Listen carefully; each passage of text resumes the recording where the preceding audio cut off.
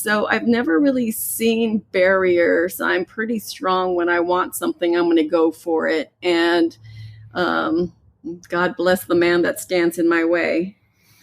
Or by your side. or by my side. Hi, I'm Martha Van Inwegen. Hi, I'm Curt Van Inwegen. And you're entering a World Gone Good. Well, hello, my name's Steve, and this is World Gone Good, the podcast where we shine the light into the darkness every single Wednesday to prove that there is still so much more good going on in our world. No matter what your social media is telling you, you can do your part in spreading the good by listening, sharing, subscribing, rating, and or reviewing this here podcast. Every time you do any or all of those options, you help extend us out and our reach to new listeners, and you make the world a little bit gooder. It's a word. I made it up, but it's a word. For that, as always, we say thank you. So I get this text from my good friend Michelle, who says she has these friends and they have a CBD bath and body line, and could they come on the show and talk about it? I have used CBD for pain relief in the past. I still do. I've spoken about my piriformis issue on previous episodes, and our one dog Haley gets CBD to help with her anxiety because she is a mess. So yeah, I've been wanting to do an episode on the good of CBD, and I'm like, sure, let's do it. Michelle, set it up. The next thing I know, this box arrives at my door from Life Elements.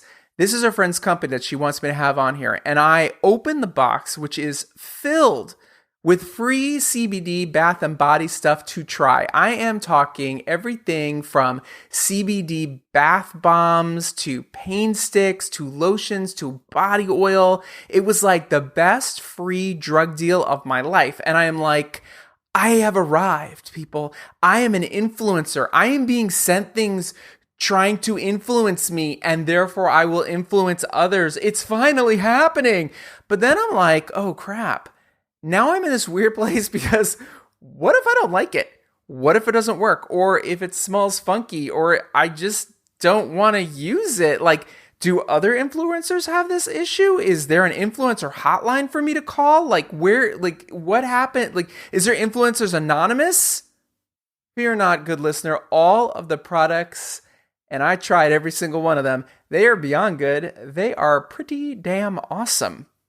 Martha and Curt Van Inwegen are the creative and driving forces behind Life Elements, as well as the two people, well, three if you add in Michelle, who prove that I can be bought if you got something good, beyond good, I'm talking awesome, to win me over with, and they do. And listen, it's not just their company and products that I'm talking about here, but their individual and combined good stories that you're about to hear of how they followed their own hearts, both personally and professionally. That's the good stuff. And here we are entering a world gone good, about to talk with two people on a topic that I am more than familiar with. A topic that's very good. And so we're going to start wide, super wide, and move our way in and all over the map. Martha, start with this. What is good about CBD? Oh my goodness, what is it not good for? Except for when you're using it as a soap or a toothpaste. CBD is great for any type of inflammation, pain relief, anxiety relief. It really depends on how you use it.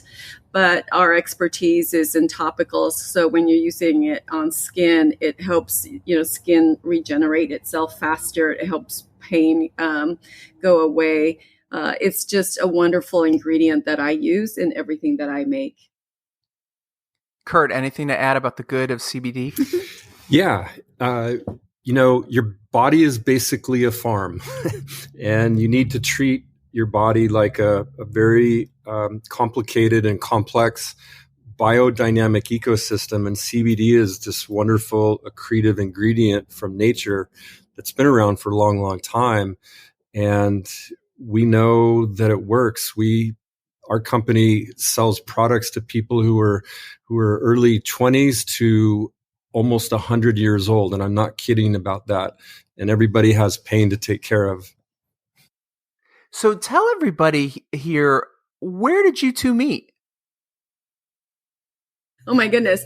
So we were actually in technology many, many years ago and living in San Diego. I had a technology company at the time, and Curt was working for an agency. And we met through work in San Diego. I called on his company to see if they would outsource some work to us. And that was just the beginning of a long friendship that turned into a relationship. She was trying to sell us something, and we ended up not getting into the deal. Which bummed me out. I still remember exactly what she was wearing that day. She was dressed very hot. I mean, No, not yes, so. you were. She had on this kind of brown, fancy slacks and a jacket, and she was very pretty. And we had coffee a few times, and then we were both otherwise engaged at the time. And then about a year and a half later or so, I was cleaning out my desk, and I found at the same day, at almost the same moment, I found her old business card. And I was looking through the San Diego, magazine, and there was a picture of her at one of these parties with one of her friends. And I took that to be a sign. And 16, almost 17 years later, we're still super good friends and lovers and all that jazz. Now, obviously, at some point you started down the road of, what aspect of CBD came into play? Was it something that you guys started as farming? Or, I mean, I've read up on you, so I want you to tell your story. Yeah, actually, it started with my desire to leave technology and do something that I was really passionate about, and that was natural skincare. I'd always had a passion in that, very interested, and I decided that that's what I was going to do. And I quit my job and started Life Elements back in 2006. So I started it as a nature-based company. We were actually creating products specifically made for couples, because at the time Curt was still in technology, working away from home, gone for weeks at a time and trying to reconnect. There really wasn't anything on the market that was natural. Everything, you'd have to go to an adult store, which was cheesy, smelled like cherry or bubble gum, and it was disgusting. So I decided that was going to be my first line. And so we launched with C&M Couples in 2006. Unfortunately, the economy took a downturn in 2008, and we pivoted and we're creating body wipes, which were part of the Couples line at the time. And so they were called Action Wipes. We did that, and then the economy turned again. And so we pivoted again, and I went back to just creating skincare. And from that, I started adding CBD. My daughter had told me about it. She was already using it for her anxiety. And she said, you should really look at this ingredient, because I'm starting to hear more and more about it, and it's doing wonders. It was doing wonders for her. So I started using it, experimenting with it, and found that it was this amazing ingredient that was helping a lot of people. And that's how we got into it. It was really because of my daughter and her anxiety that it was helping her with. That's a long story. No, it's great. Now, CBD comes from what part of the plant? Because it doesn't include the THC fun part. So I'll answer this, because we actually have poster-sized flashcards that we use at events. And very quickly, CBD 101 is CBD comes from both the marijuana and the hemp plant. And technically, hemp is part of the marijuana family. Everybody's very familiar with THC, CBD, and the two different major strains, cannabis sativa and cannabis indica. And both of those have all different kinds of variation strains, and almost every marijuana plant has CBD in it. But by its very nature and legal definition, hemp plants have CBD primarily, and they have 0.03% THC by legal definition. And so hemp-derived CBD was approved as a legitimate product in the Farm Bill of at the end of 2018. And so the majority of the benefits come from the cannabinoids, of which CBD is the primary cannabinoid. And is that what CBD stands for? It is actually. It's cannabidiol is the technical term. But there are all these other cannabinoids, which I talked about the farm, and so each of those cannabinoids has just a real incremental benefit to the overall effect, whether you're using it as a topical or inhaling it or using it in a food product. Now, are you guys growing your own everything in your own space, or are you buying from other people, other farmers, to create your goods? So the raw CBD material that we get, we get from Colorado and Wisconsin. Ironically enough, we are based here in Atascadero, California, just a couple hours north of you. And we cannot source enough of the product at the quality that we need in California because the rules and regulations within the state, as it pertains to hemp and hemp-derived CBD, is still all over the map. And so it's much easier to ensure consistency and quality to get it outside the state, which is ironic. Yeah. But then on top of that, too, we do work with a lot of local farmers here that are growing organically and in a biodiverse environment, that we source like a lot of our herbs and flowers that I then take and create oils that then go into the products that we're creating. So like calendula, olive oil. We have lots of olive oil up here in our region. So we're using as much local as we possibly can to ensure that everything is fresh, organic. And we love working with the farmers and learning from them as well. Now, you guys source ethically and sustainably, and these are two terms that we hear a lot. What are the definitions? Obviously, I know what ethically means, but what is, well, I'm not always that person, but I know what it means. But sustainability, what is that in the terms of farming, in terms of what you do? So sustainability has a lot of different meanings. Starting at the business, we run a sustainable business. What that means is we are trying to, we charge a fair price for what we do so that we can continue operating as an entity to take care of us and our employees and our suppliers. From a farming perspective, sustainability kind of means the same thing, which is that you are growing something and you can continue to grow it because you are using natural biodynamic practices. You're not harming the earth. You're not harming the soil.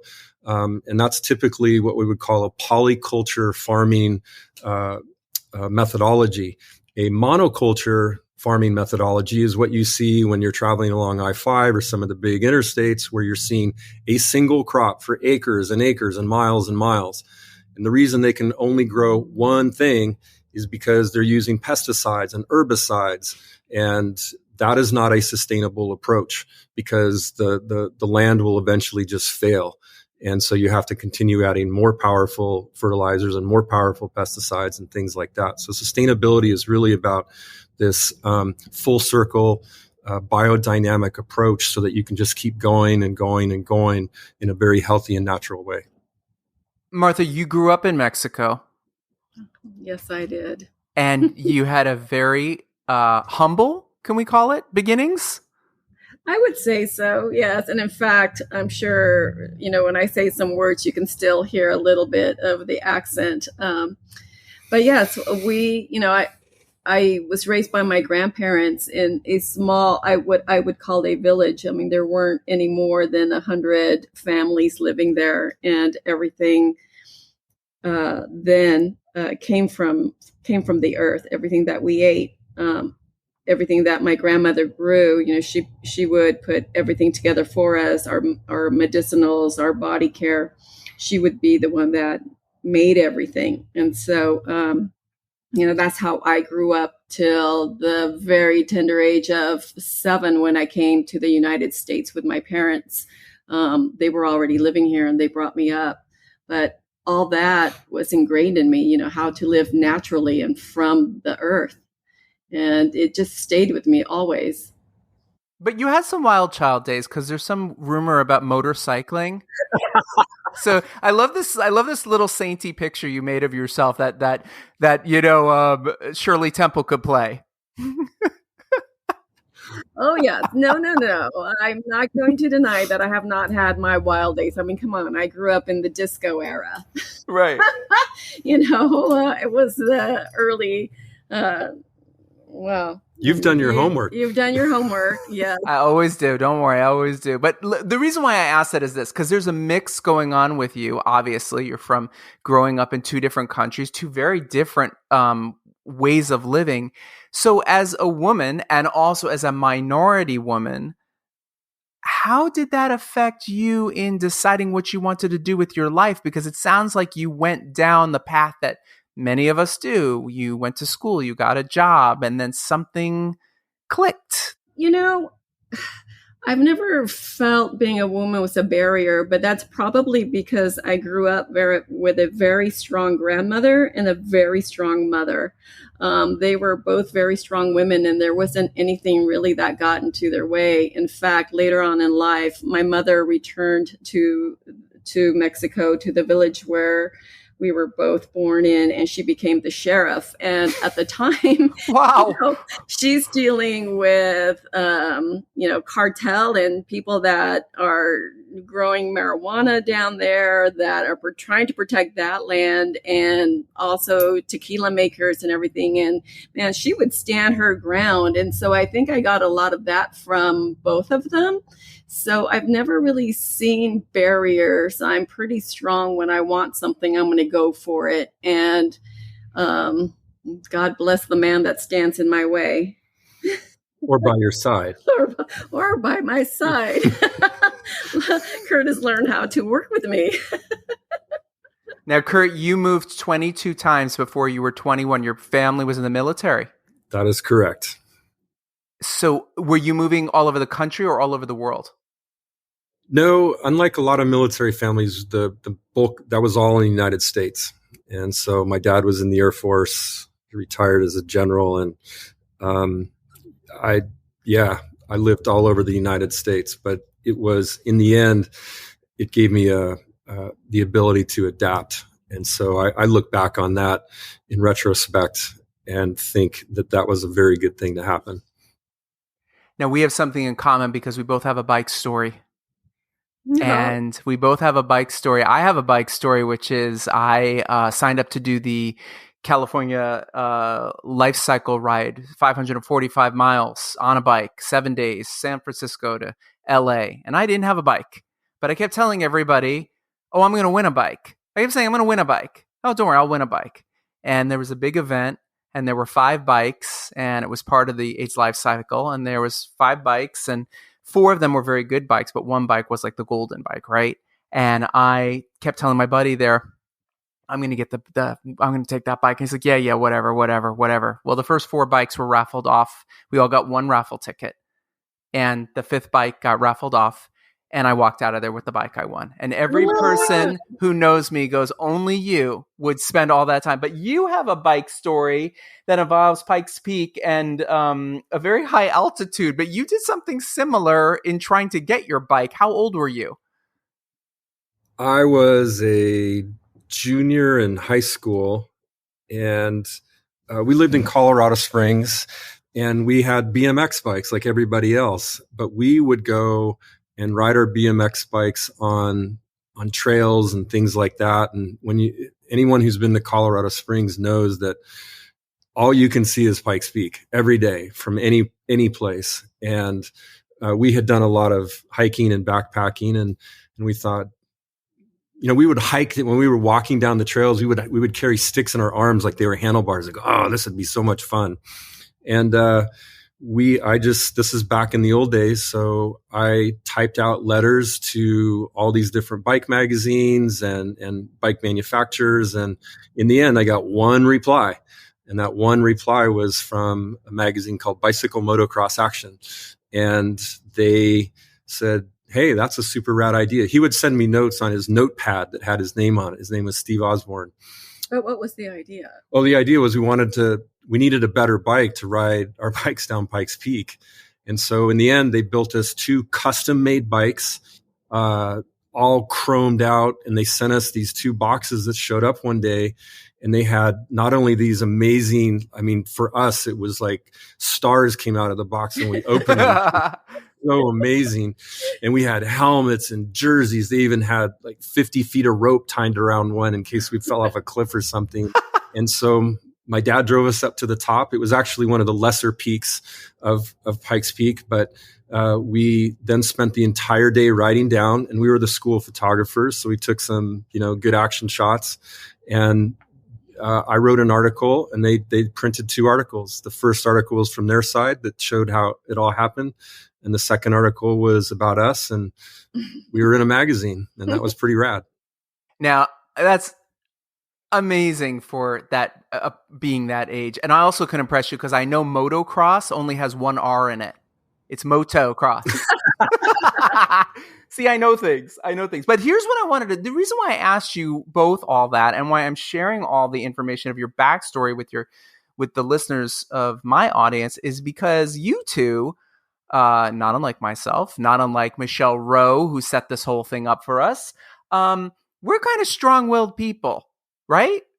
Yes, I think so. I like to think so. Yeah, and so how does that figure into doing business together in your business life elements? How do 2 strong personalities, strong-minded people make it work? You know what? Amazingly, Steve, it's been really easy. And I've worked with a lot of people, and I've had partners in other businesses, and it was just disastrous, right? And I swore I would never have a partner ever again in a business. So I'm the one that started Life Elements. It was my baby, and I still own it 100%. And Curt was still working for many years, and he just joined me about 7 years ago. But it's been the easiest thing. And I think why it's because he has his role and I have my role, and we stick to it. He runs the business side of things, and I'm all about the production. I'm the one that develops all the formulas. I produce the products with my team and stay to that side of things, and he sticks to his. And then at the end of the day, we talk about it. We talk about business at the end of the day, but never in bed, like never before we go to bed or in bed, right? That's the rule. Sometimes I do sneak a little question here and there, right? But not often. No, we always get asked that question, and it's a very fair question. I think it goes back to some of your questions. I am a lot of the times the peacemaker. I am very adaptable. I listen, and I try and massage whatever the situation is. Martha is extremely determined, a fierce, amazing woman, but we do have to. Sometimes we have to come to terms. And I'll put it this way. I've said this before.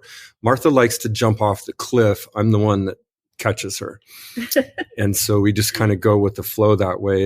And so we built a pretty good business, and we know that our customers are very appreciative of what we're doing. Yeah, it's fun. It's actually fun working together. That's good to hear. That's good. Well, you're taking CBD most of the time, so you're pretty mellow. We take it every day. So, Martha, let me ask you this: where did the name Life Elements come from? Well, funny you should ask. I actually, I mentioned previously that I had a technology company long ago, and after I sold that, I decided that I wanted to be a feng shui consultant. I loved feng shui. I love everything holistic and, natural. And that was just something I was tapping into. And so I went to school, got certified into feng shui. And from that, as part of my consulting, I figured that I needed to bring in other things to enhance my consulting. And I thought, I need more elements. And the name just came out from feng shui, from how, energy is all part of it, and how you placement and intention is all part of it. And that's all part of life. And then you start bringing all these other things into it. And so that's how life elements just became a word for me. And, and everything that goes into what we're doing now is an element and just part of life. And so I thought it was the perfect name. Well, you're also the first people on my podcast who have actually sent me products of your own to try. I was so it was funny. Michelle wrote me and said, "Oh, mate, let me have them send you a few things." I got a box. I'm like, "Are you people high?" And I'm like, "No, you can't be, because there's no THC in it." There were so many great things, and I want to talk about some of the stuff that you sent me. First of all, let me start here. I have not been paid by these people. I always tell the truth. I think you both could probably assess that from speaking to me so far. The bath bomb that I used, I think I used the 200 milligram one. Let me say this. I filled the tub. I put the bath bomb in. It was the cleanest dissolving bath bomb I've ever used. It fizzed out in about a minute and a half, and I didn't have that extra little chunk that most bath bombs leave where you're like, why is this part still here? It smelled delightful. It felt delightful. I can't wait to use it again. I truly mean that. And I want you to know I gave the, I think, 100 milligram one you sent to my 80-plus-year-old next door neighbor, and she used hers before I used mine and wrote me a text going, "I loved it. Thank you." Compliments, take them as you will. What's the difference between the milligram amount in CBD and a bath bomb? Well, the way that I liken that to is, what is your pain level? And a lot of other bath bomb makers, they make one strength and that's it. It's typically pretty low strength, but everybody's pain level is different. And you might do something more strenuous one day and not the other. So I decided to have 3 different strengths to start off with. And it was based on kind of like the massage modality, right? There's Swedish, there's sport, and there's deep tissue. And so each one gives you different results. And that's what I wanted in the bath bomb. So we have like the 50 milligram bath bomb is more like your Swedish massage. It's something that you can use at the end of the day. It's kind of like having a glass of wine, which you can have along with your bath, but it's just to chillax. And then the 100 milligram is like you went and you ran and worked out at lunch and you want to come back and you're a little sore, your muscles are a little tight and you want to loosen them up. So that's the 100 milligram. The 200 milligram is you just ran the Boston Marathon, or you just, you do CrossFit or something very strenuous like that. You need more muscle tension relaxation. So I made it a little stronger. And now we even have a 250 and 300 milligram bath bombs. But the way it works, if I can interject here, is CBD is a powerful anti-inflammatory. So if you think about what you're doing in a bath, basically everything below the neck, it works on soft tissue. And so that soft tissue is your skin, your muscles, your joints, your ligaments, your tissues, things like that. And what it does is you're being essentially a 360 massage without the thumbs.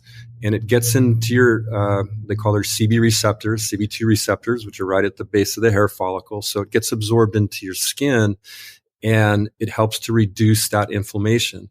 And so when you get out of the bath, you've basically had a full workover. And you're relaxed, you don't feel as tight, and you'll probably get the best night's sleep of your life. Yeah, it's really important that you soak in that for at least 20 minutes so that all those receptors absorb all that CBD. And another important thing, one of the things that you mentioned is how clean the bath bombs are. One is that I don't use any synthetic ingredients whatsoever. I don't like colorants in the bathtub. They leave the bathtub and your skin a mess. And also synthetic foaming agents. They don't need to foam. The only reason other bath bombs foam is because they think it's cool, but that's a really harsh surfactant that, it's not very friendly to the skin. So we don't put any of that. But the CBD that we do use also is water soluble. So it completely dissolves in the water so that you are getting all the benefits of the CBD that are in that. And it was a clean tub when it went down the drain. Yeah. Yeah. And it was not oily, which I was really, really impressed with. You also sent me a healing honey stick and an ache and pain relief stick. And I want to say about both of these, because I've used products like this. I have there's a place here in Santa Barbara that we get stuff from, and he has a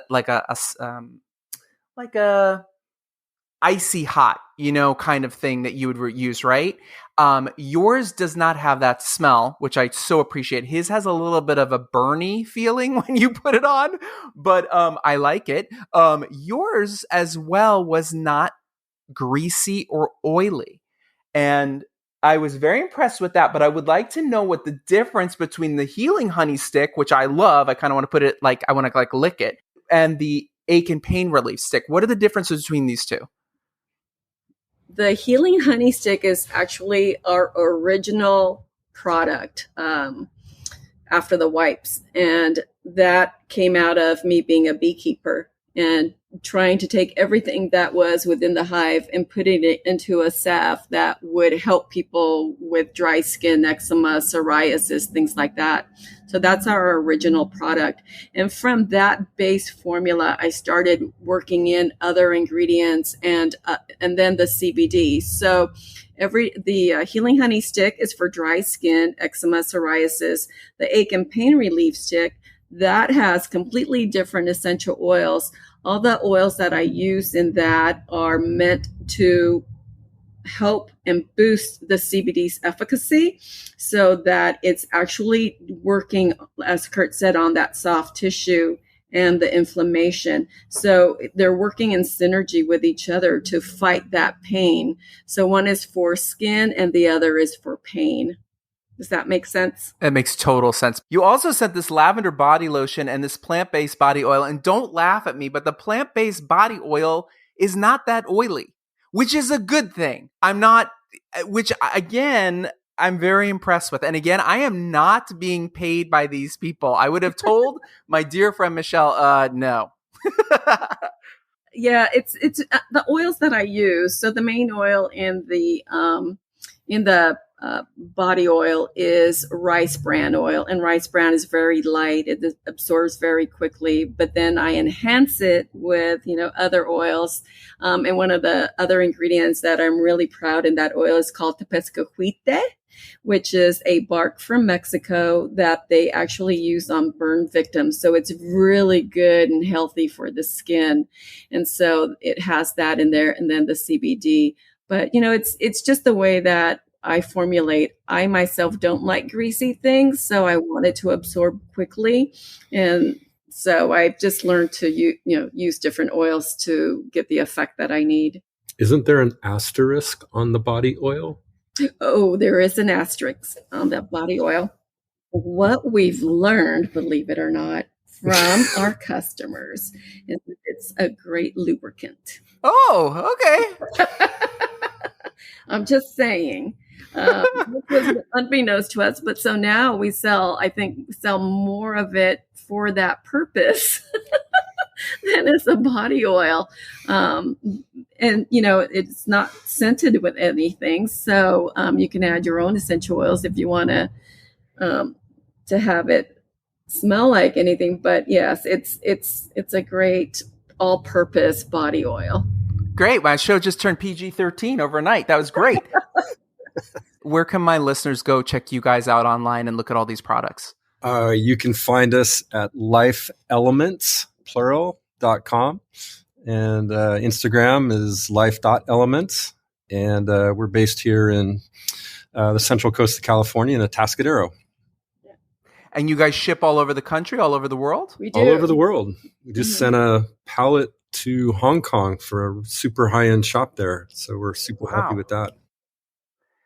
Before we wrap this up with our final two questions, two things I want to talk about. One is you, in the month of June, to celebrate Gay Pride Month, you're doing something. What are you doing in the month of June?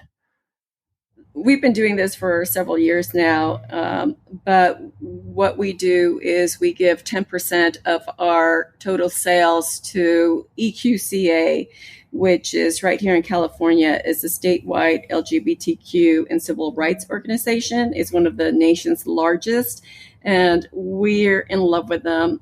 You mentioned the AIDS life cycle previously. It all ties into together. We're big supporters of the community. My son is gay. We're very proud of him. We're very proud of everything that he's doing. And so that's just our way of giving back. So 10% of all our sales go to them. That's great. And Curt, let me ask you something. And Martha, you're more than welcome to chime in.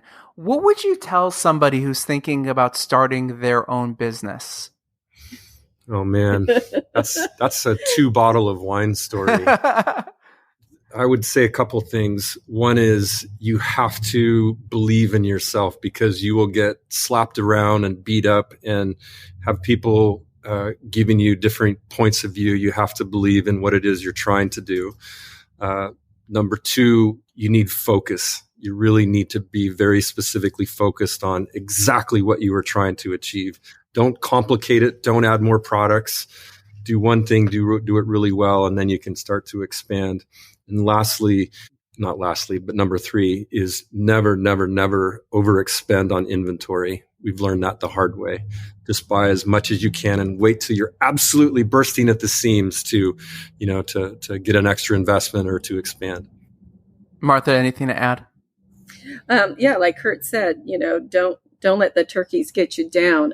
Everything's subjective, I believe. And so I had so many people saying, oh, I don't like that. And, that smells awful. I actually had a huge company say, that's an awful name. Those are ugly products. That's ugly packaging.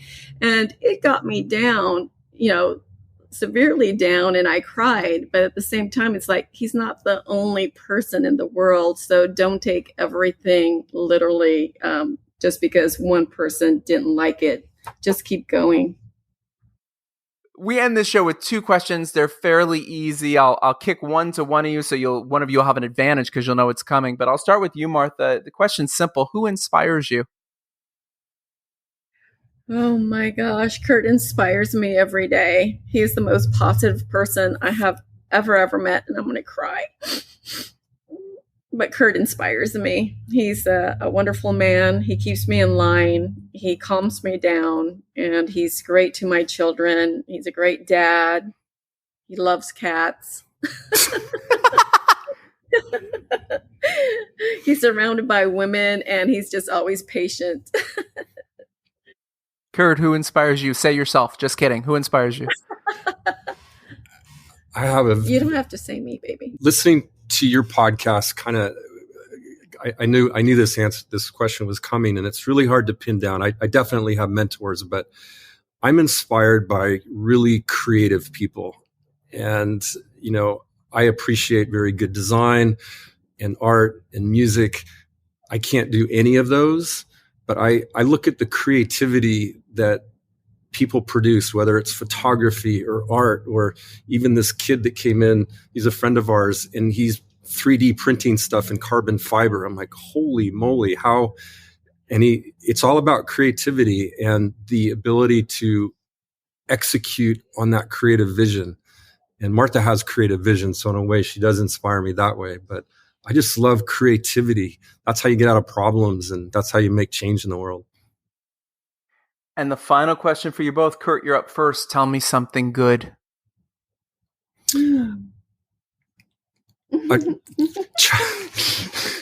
Chocolate chip cookies, dude. I listened to your podcast and about the 2 guys that started the chocolate chip cookie company. Yep, cookie. No, cookies for caregivers. Yep. And I'm like, that's genius. Everybody loves chocolate chip cookies. I love chocolate chip cookies. I can't even say it. Oh my goodness. And you just taste one and eat one. There's no way you can feel bad. So I'm going to go with chocolate chip cookies. That's awesome. Martha, tell me something good. Curt and I are fully vaccinated, and we're really happy about that because we can stop having the nightmares of not wearing our masks, in crowds, though we still do and will continue to, but I feel a lot safer now. And we can go see family now. And we can finally go see family. We get to plan our trip to go see family down in San Diego.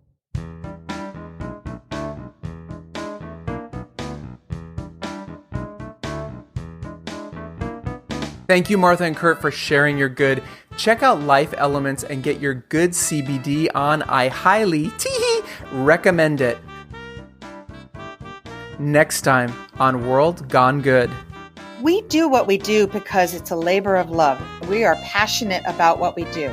It's just that I'm doing this for these animals and for the concept that I want to be able to reach more and more people with the idea of compassion and kindness, both to the animals and to each other.